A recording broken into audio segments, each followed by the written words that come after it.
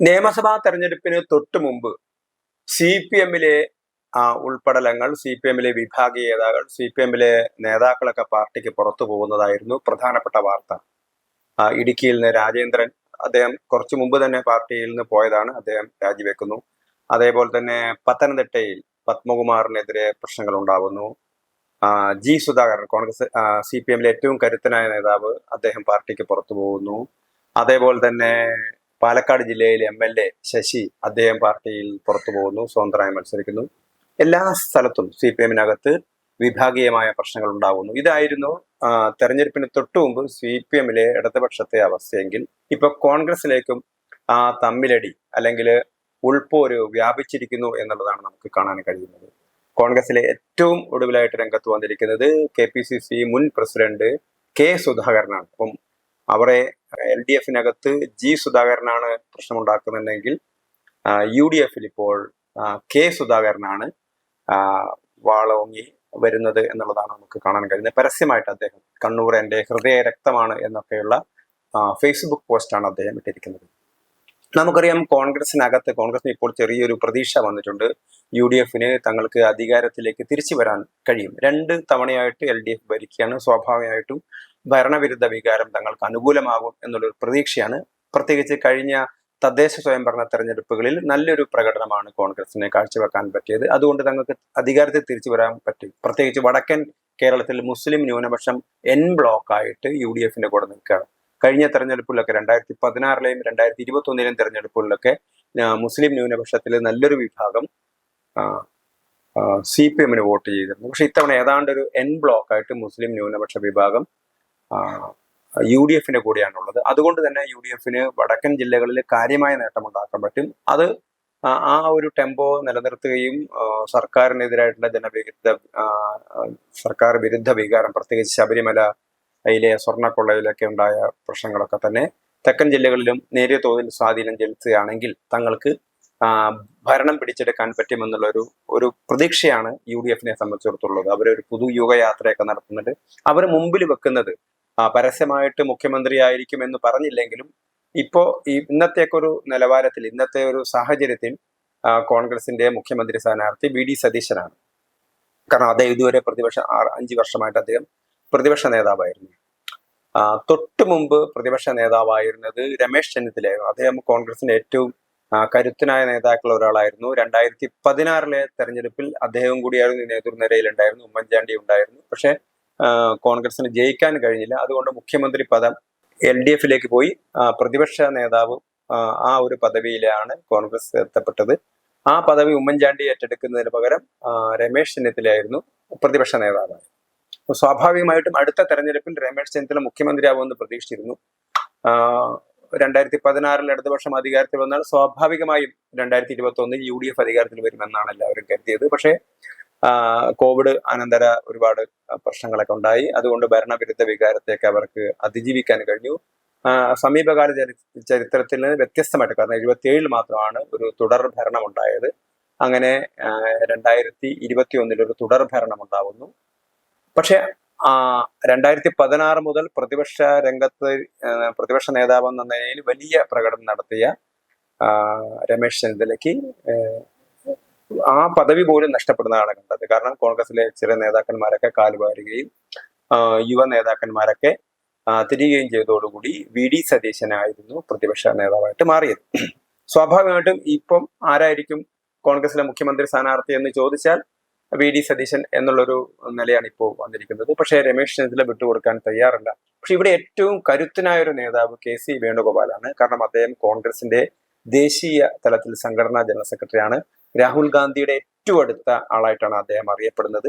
പക്ഷെ അദ്ദേഹത്തിന്റെയും സ്ഥാനചലനങ്ങൾ വരുമോ എന്നുള്ളൊരു ചർച്ചകളൊക്കെ വരുന്നുണ്ട്. കാരണം ദേശീയ തലത്തിൽ കോൺഗ്രസിനെ നയിക്കണമെങ്കിൽ KC വേണുഗോപാലിനെ ഒരാൾക്ക് കഴിയില്ല. പ്രത്യേകിച്ച് വടക്കേ ഇന്ത്യൻ സംസ്ഥാനങ്ങളിലെ കോൺഗ്രസ് നേതാക്കളുമായിട്ട് കോർഡിനേറ്റ് ചെയ്യാൻ അദ്ദേഹത്തിന് കഴിയില്ല. അതുകൊണ്ട് സച്ചിൻ പൈലറ്റിനെ കോൺഗ്രസിലെ സംഘടനാ ജനറൽ സെക്രട്ടറി ആക്കണമെന്ന ആവശ്യമൊക്കെ പ്രിയങ്ക ഗാന്ധി ഉന്നയിച്ചു എന്നൊക്കെ പറയുന്നുണ്ട്. എന്ത് തന്നെയായാലും KC വേണുഗോപാൽ ഈ ഒരു ലോക്സഭയിൽ ഇങ്ങനെ അംഗമായിരിക്കുകയും കോൺഗ്രസ് സംഘടനാ ജനറൽ സെക്രട്ടറി ആയിരിക്കുന്നതിനേക്കാൾ കുറച്ചുകൂടി നല്ലത്, തനിക്ക് നല്ലത് കേരളത്തിലെ മുഖ്യമന്ത്രിയാവുകയാണ് എന്നൊരു തോന്നൽ അദ്ദേഹത്തിന് ഉണ്ട് എന്നാണ് പറയുന്നത്.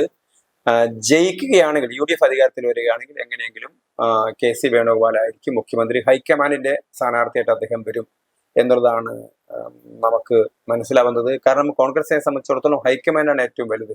മുമ്പ് 1971 വടകരയിൽ ലീല ദാമോദര മേനോൻ കോൺഗ്രസിന്റെ സ്ഥാനാർത്ഥിയായിട്ട് ചുമരെഴുത്ത് വരെ തുടങ്ങിയതിനു ശേഷമാണ് ഹൈക്കമാൻഡ് സ്ഥാനാർത്ഥിയായിട്ട് KP ഉണ്ണികൃഷ്ണൻ വരുന്നത്. അപ്പൊ അങ്ങനെയൊക്കെയുള്ള കാര്യങ്ങളൊക്കെ കോൺഗ്രസിനകത്ത് സ്വാഭാവികമാണ്.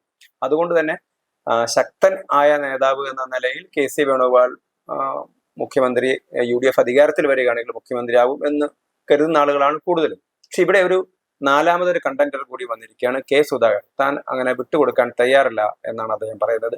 സുധാകരനെ സംബന്ധിച്ചിടത്തോളം കേരളത്തിലെ ഏറ്റവും സംഘടനാപരമായിട്ട് കോൺഗ്രസിനെ, കാരണം കേരളത്തിലെ കോൺഗ്രസ് ഒരു ആൾക്കൂട്ടമാണ്, അതിനെ ഒരു സംഘടനാ ശക്തിയായിട്ട് വളർത്തിയെടുക്കുന്നതിൽ സുധാകരന് വലിയ പങ്കുണ്ട്. കാരണം കണ്ണൂരിൽ അദ്ദേഹം CPM-ഉമായിട്ട് മത്സരിച്ച് മല്ലയുദ്ധം നടത്തിയിട്ടാണ് അദ്ദേഹം പിടിച്ചു നിൽക്കുന്നത്. CPM-ന്റെ ശാരീരികമായ ആക്രമണങ്ങൾക്കെതിരായിട്ട് വലിയ പോരാട്ടം നടത്തിയ ആളാണ്. അദ്ദേഹത്തിനെതിരെ കേസുകൾ, വധശ്രമ കേസുകളൊക്കെ വരെ ഉണ്ടായിരുന്നു.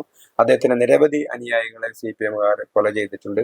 പക്ഷെ അവിടെയൊന്നും പതറാതെ ഫൈറ്റ് ചെയ്ത് വന്ന നേതാവാണ് അദ്ദേഹം. KPC പ്രസിഡന്റ് ആയിരുന്ന സമയത്ത് കോൺഗ്രസിനെ വലിയ രീതിയിൽ ഒരു സമര സംഘടനയാക്കി മാറ്റിയെടുക്കാനൊക്കെ അദ്ദേഹത്തിന് ശ്രമിച്ചിരുന്നു. അദ്ദേഹത്തിന് അത് കഴിഞ്ഞിരുന്നു. ബൂത്ത് തലത്തിലെ പ്രവർത്തനം, കോൺഗ്രസിന്റെ പ്രവർത്തനം താഴേക്ക് വരെ കൊണ്ടുപോകുന്നതിൽ കാര്യമായ സംഭാവന നൽകിയ നേതാവാണ് സുധാകരൻ. പക്ഷെ കോൺഗ്രസിന് പിന്നീട് ചില മാറ്റങ്ങൾ വരികയാണ്. കാരണം BJP ക്രിസ്ത്യൻ ന്യൂനപക്ഷങ്ങളിലേക്ക് കാര്യമായ സ്വാധീനം ഉണ്ടാക്കുന്നു.